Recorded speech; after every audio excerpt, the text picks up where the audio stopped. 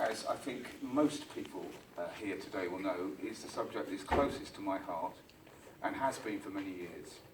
And it is just a joy to see not only the change that has come over the country in terms of its alignment towards a low carbon, zero carbon economy. We passed the change from the 80% target that there was in the Labour's Climate Change Act to a net zero target as far as climate change is concerned in the summer. And that means that we have a target of entirely different dimensions in terms of our future efforts to make sure that we have a carbon-free planet which we can live in together, a good life, but on a low-carbon orbit for the future.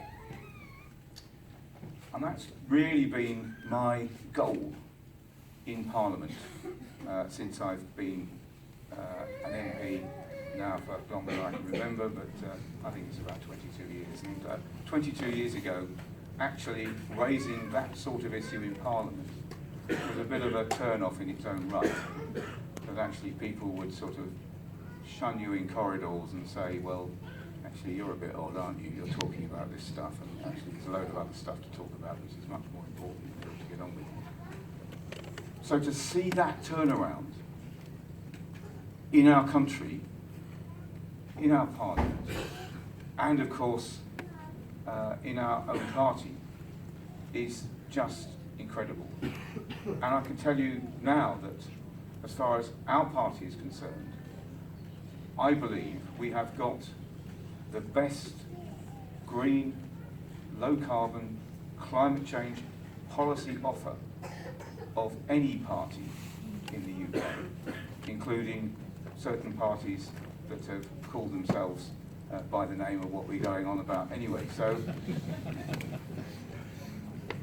it gives me just tremendous hope for the future and hope for the way we are going in our economy to actually be able to tell you that today, because that is what is going to be the difference in electing a Labour government very shortly.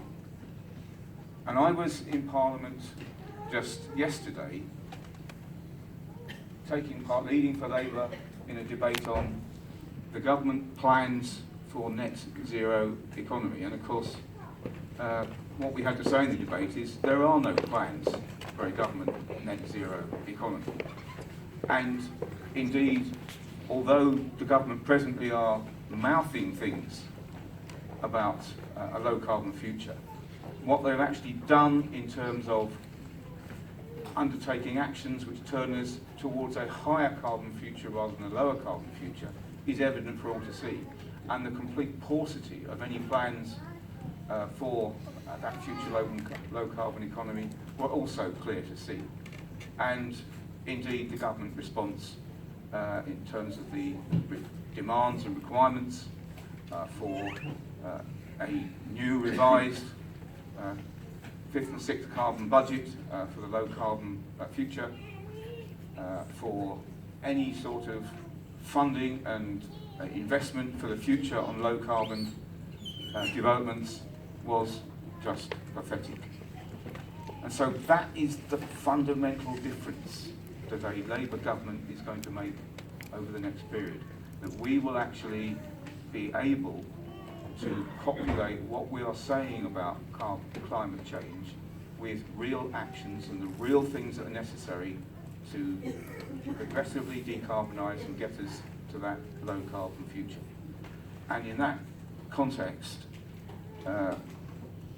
that really sums up our visit this morning that we were on, and that is a visit to see the work that's been going on the new and very large size wind turbine blades that are going to be at the forefront of that push that we've got in our policy locker, which is, among other things, a 7-fold increase in offshore wind over the next decade. And those blades that we saw this morning in Fawley are going to be the means whereby that policy is achieved. So it was a really important visit this morning. And it's a visit, I think, underlines not just the future of energy and the wind in our country, but also juxtaposed because of the basis of the site, where old power has got us and where new power is going to get us. We were actually on the former site of the 40B power station, which was an oil-fired power station providing ultra-high carbon power.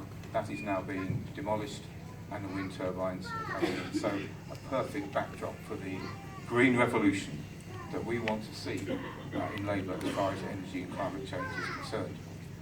And that indeed is about the end of my contribution, because I'm delighted to see that delayed somewhat by, I think, what we could say was an excessive interest in what was going on at 40B power station.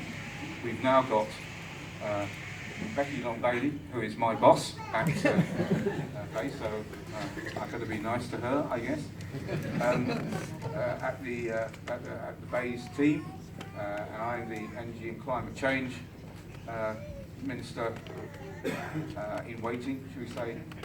Becky is the real thing as far as Bays itself is concerned. So, and we of course have another